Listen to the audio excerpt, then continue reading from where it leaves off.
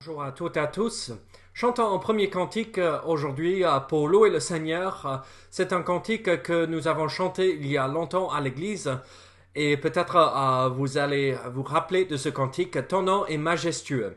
Donc c'est un cantique que en grandissant je chantais tout le temps et j'espère que au moins les paroles, si vous connaissez pas la mélodie, ça va revenir à l'esprit en écoutant et après revenir au début de la vidéo pour pouvoir chanter avec tout le monde ensemble. Ton nom est majestueux. Donc chantons ensemble ce beau cantique.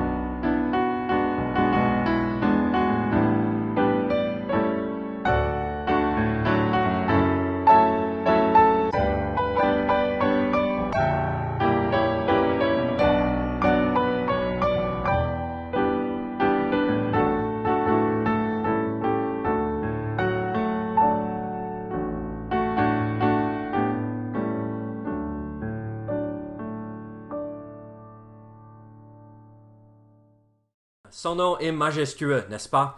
Quelle chose merveilleuse de pouvoir chanter à sa gloire. La Bible dit dans Philippiens chapitre 1er, verset 6, « Je suis persuadé que celui qui a commencé en vous cette bonne œuvre la rendra parfaite pour le jour de Jésus-Christ. » Ce verset est important pour nous parce que nous voyons que cette œuvre que Christ a commencé le jour où nous avons placé notre foi en lui, il va la rendre parfaite pour son retour, pour le jour où on va le retrouver face à face. À travers les témoignages que nous avons vus jusque-là, nous avons vu, des gens de l'Église en tout cas, nous avons vu que Dieu est toujours en train d'œuvrer dans le cœur de ceux et de celles de l'Église, même pendant cette période de confinement. Donc je vous invite à écouter le témoignage de Melissa, ce qu'elle a appris pendant cette période de confinement. Bonjour tout le monde, j'espère que vous allez bien. Moi je vais bien avec David et les enfants. Je voulais vous partager d'abord un petit verset qui m'a encouragée pendant ce confinement. Parfois, pendant le confinement, j'ai eu des journées où je me demandais qu'est-ce qui se passe, pourquoi on traverse cette période vraiment difficile. On se demande, mais qui prennent des décisions, qu'est-ce qui se passe dans les hôpitaux, on voit rien, on est vraiment à la maison, quoi. Et puis on voit pas grand-chose.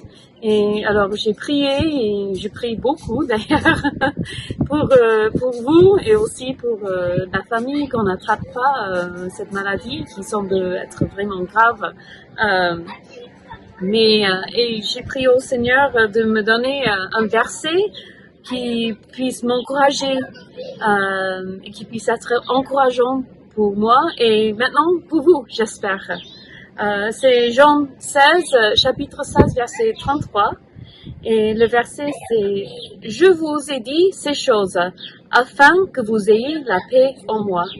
Vous aurez des tribulations dans le monde, mais prenez courage, j'ai vaincu le monde. » Alors, ça m'a vraiment encouragée parce que je vois là où le Seigneur Jésus, il prend soin de moi, il sait déjà ce qui va se passer, il a tout en main, même nous.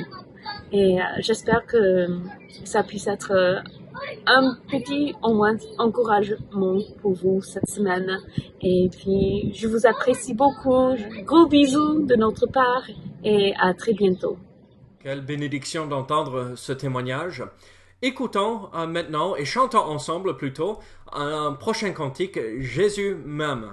C'est peut-être pas la même mélodie que vous avez chanté en grandissant, mais c'est un beau cantique, Jésus m'aime. Donc chantons ensemble de tout cœur ce beau cantique.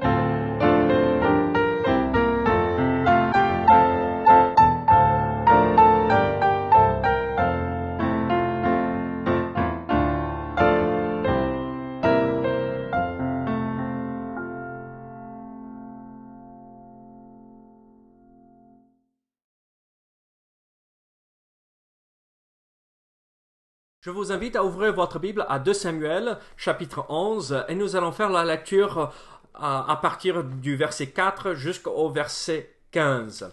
Donc 2 Samuel, chapitre 11, verset 4 à 15. Donc lisons ensemble ce passage. Et David envoya des gens pour la chercher. Elle vint vers lui, et il coucha avec elle. Après s'être purifiée de sa souillure, elle retourna dans sa maison. Cette femme devint enceinte, et elle fit dire à David, « Je suis enceinte. » Alors David expédia cet ordre à Joab, « Envoie-moi Uri, le Héthien. » Et Joab envoya Uri à David. Uri se rendit auprès de David, qui l'interrogea sur l'état de Joab, sur l'état du peuple et sur l'état de la guerre. Puis David dit à Uri, « Descends dans ta maison et lave tes pieds. » Uri sortit de la maison royale, et il fut suivi d'un présent du roi. Mais Uri se coucha à la porte de la maison royale avec tous les serviteurs de son maître, et il ne descendit point dans sa maison. On en informa David, et on lui dit, « Uri n'est pas descendu dans sa maison. » Et David dit à Uri, « N'arrives-tu pas de voyage?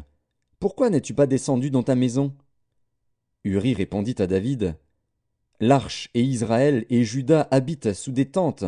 Mon seigneur Joab et les serviteurs de mon seigneur campent en rase campagne, et moi j'entrerai dans ma maison pour manger et boire et pour coucher avec ma femme, aussi vrai que tu es vivant et que ton âme est vivante, je ne ferai point cela. David dit à Uri, reste ici encore aujourd'hui, et demain je te renverrai. Et Uri resta à Jérusalem ce jour-là et le lendemain. David l'invita à manger et à boire en sa présence, et il l'enivra. Et le soir, Uri sortit pour se mettre sur sa couche, avec les serviteurs de son maître, mais il ne descendit point dans sa maison. Le lendemain matin, David écrivit une lettre à Joab et l'envoya par la main d'Uri. Il écrivit dans cette lettre « Placez Uri au plus fort du combat, et retirez-vous de lui, afin qu'il soit frappé et qu'il meure. » Triste. Ici, nous continuons avec cette étude que nous avons démarrée la semaine dernière dans ce chapitre où nous avons vu comment David est tombé dans le péché et comment on pouvait éviter le malheur ou le désastre. Et donc, on avait vu les étapes différentes que David avait traversées pour arriver au péché.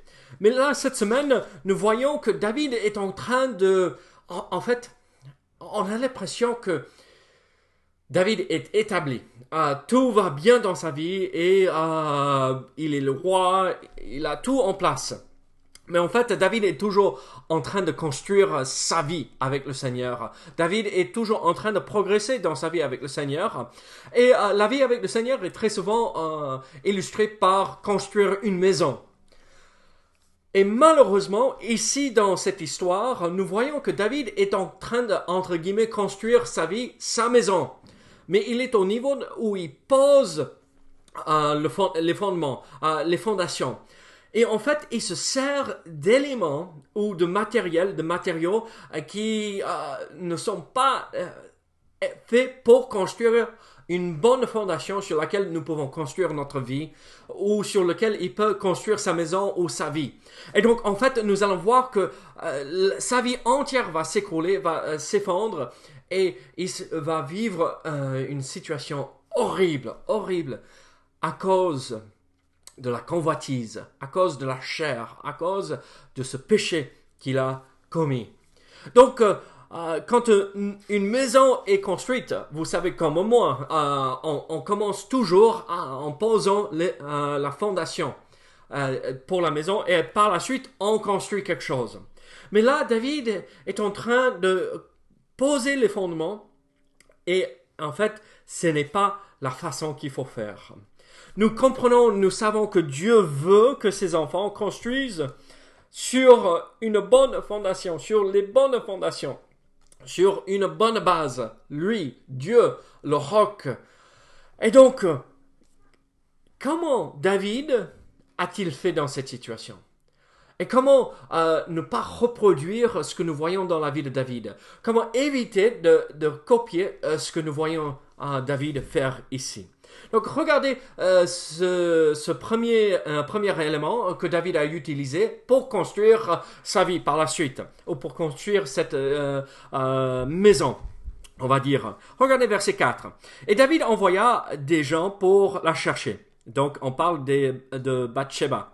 Donc elle vint vers lui et il coucha avec elle. Après s'être purifiée de sa souillure, elle retourna dans sa maison.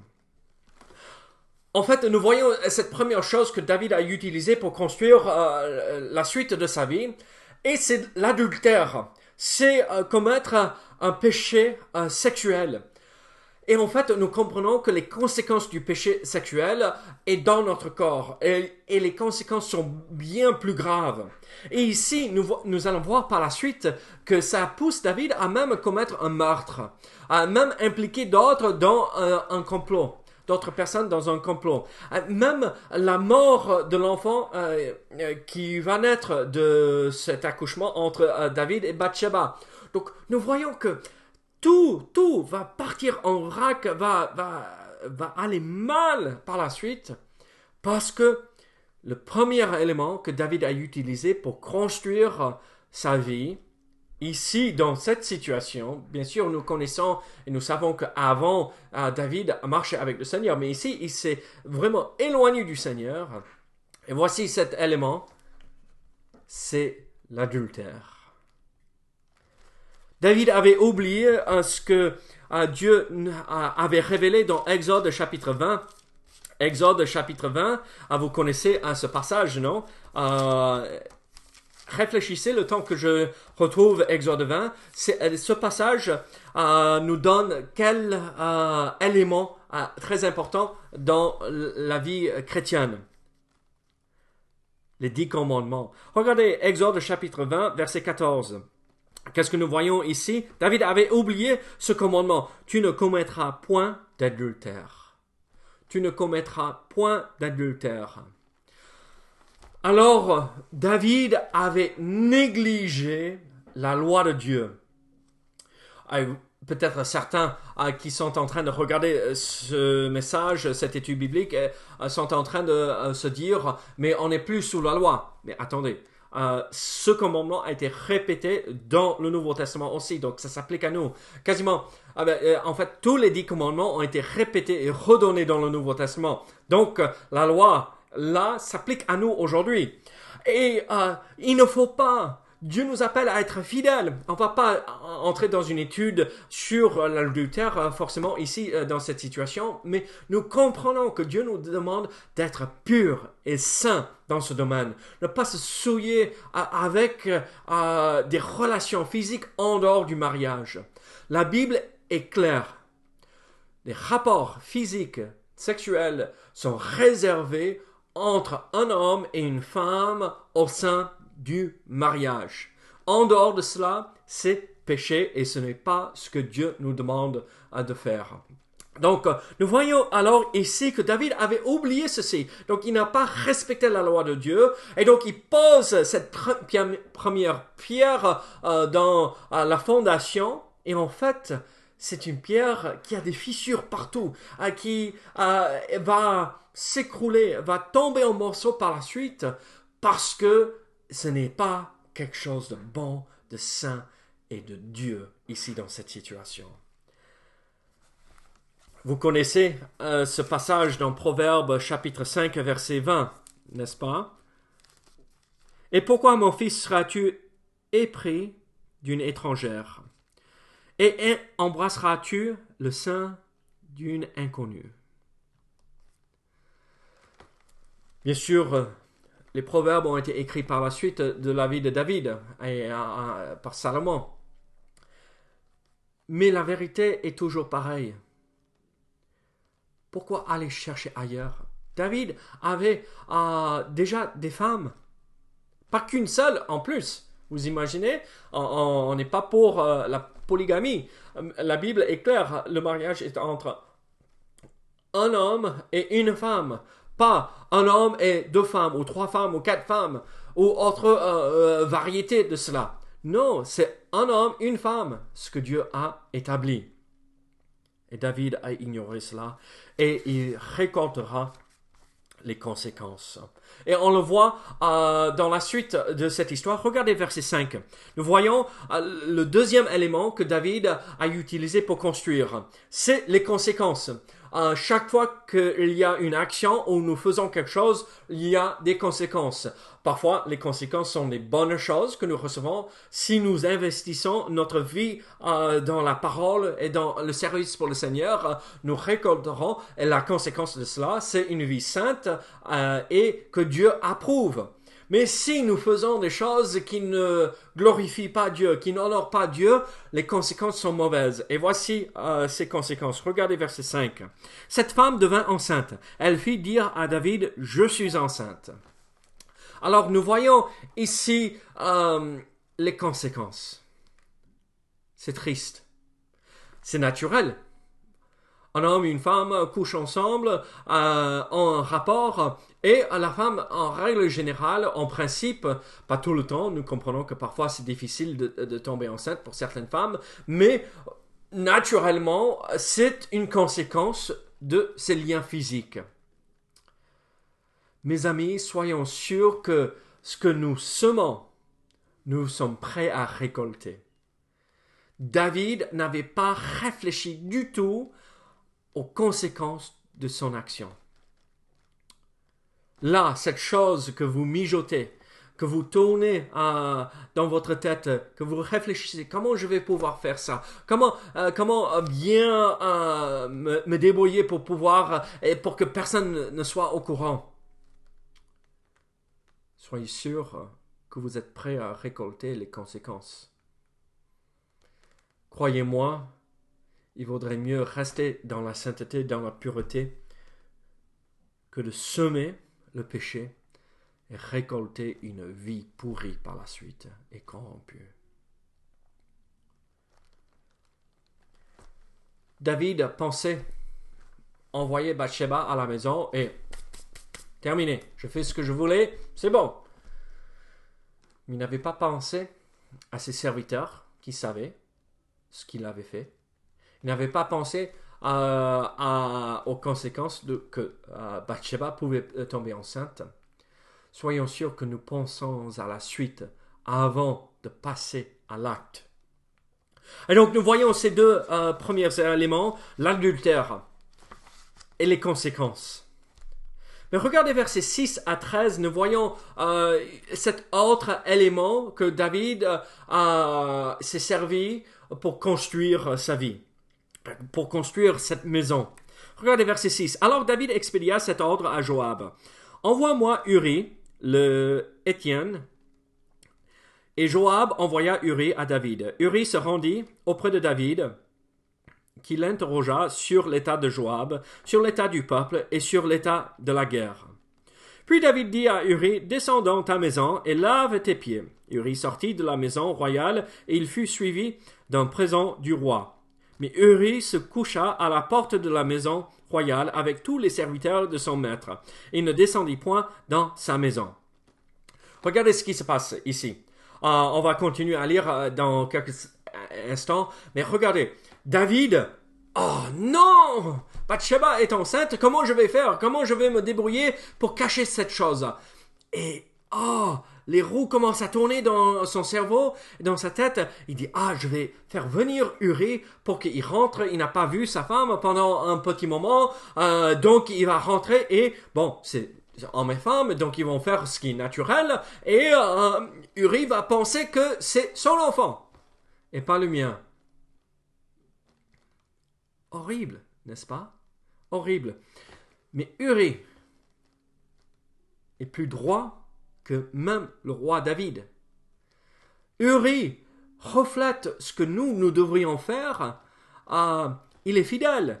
Il ne rentre pas chez lui. Il ne descendit point dans sa maison. Et regardez la suite à partir du verset 10.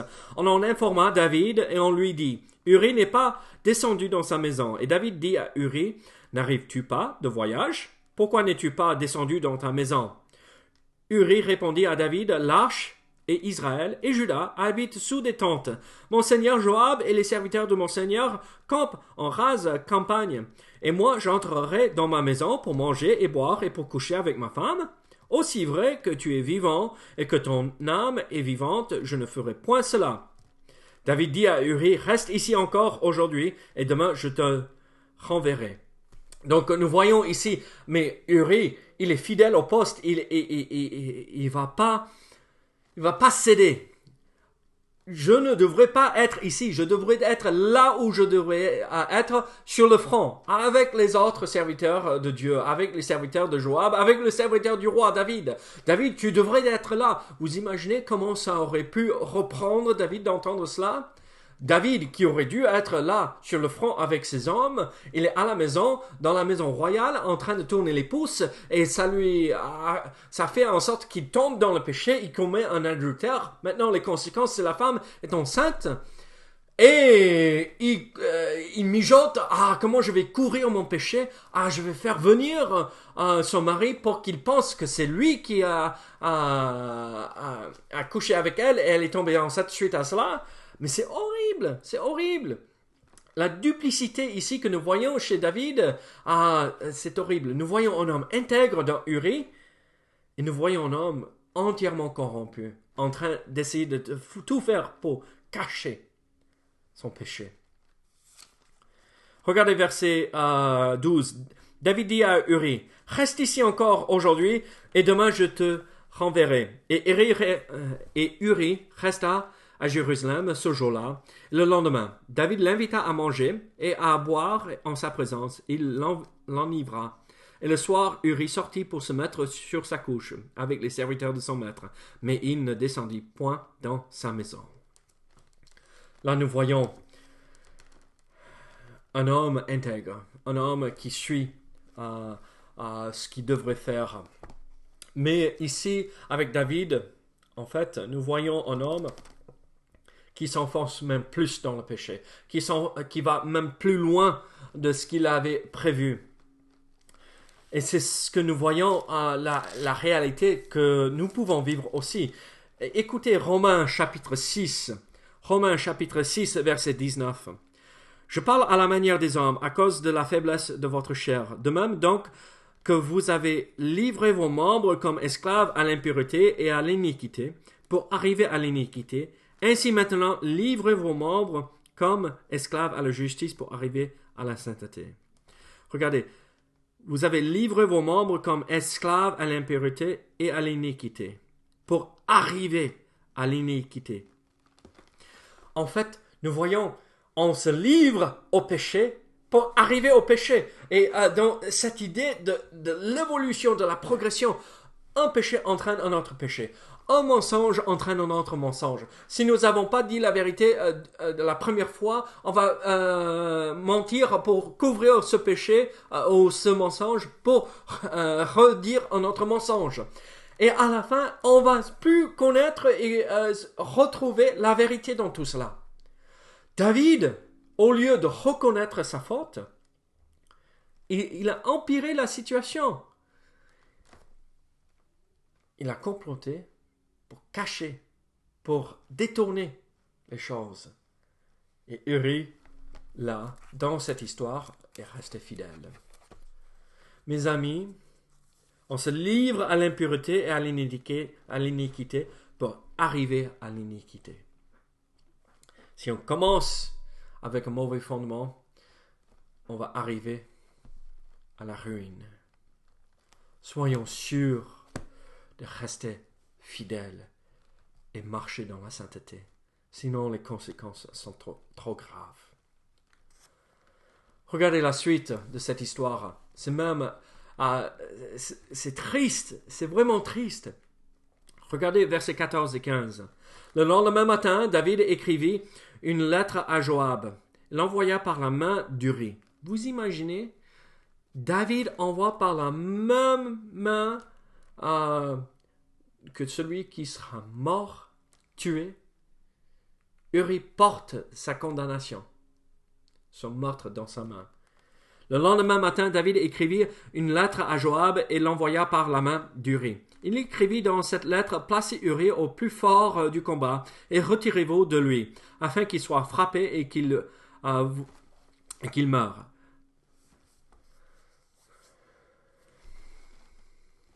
Quel est ce quatrième élément que David utilise pour construire sa maison, sa vie? Le complot. Maintenant, il implique Joab dans son péché. Joab n'était pas forcément au courant de pourquoi David voulait que Uri meure, mais il a obéi à la voix de David. Et par conséquent, Joab était impliqué dans le péché. Vous, quand vous êtes tombé dans le péché, vous avez impliqué qui là-dedans aussi? Rappelez-vous que quand nous péchons, les conséquences de cela débordent sur les autres. Et très souvent, nous voulons impliquer les autres dans le même péché pour que nous nous sentons mieux. Mais les autres le font, donc ça va, c'est pas grave. C'est pas aussi méchant que cela. Non, mais ça va, t'inquiète, tout le monde le fait. Non. Regardez Proverbe chapitre 16. Proverbe chapitre 16, verset 29. L'homme violent séduit son prochain et le fait marcher dans une voie qui n'est pas bonne. L'homme pécheur séduit. La femme pécheresse séduit son prochain et le fait marcher dans une voie qui n'est pas bonne.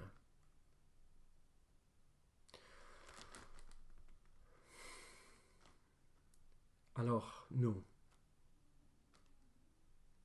sommes-nous en train d'éloigner d'autres personnes de Dieu? Sommes-nous en train de marcher dans une mauvaise voie et essayons-nous d'attirer le plus de monde avec nous? Mes amis, les conséquences de ceci sont graves. Dieu nous jugera. La vérité sortira chaque fois. Nombre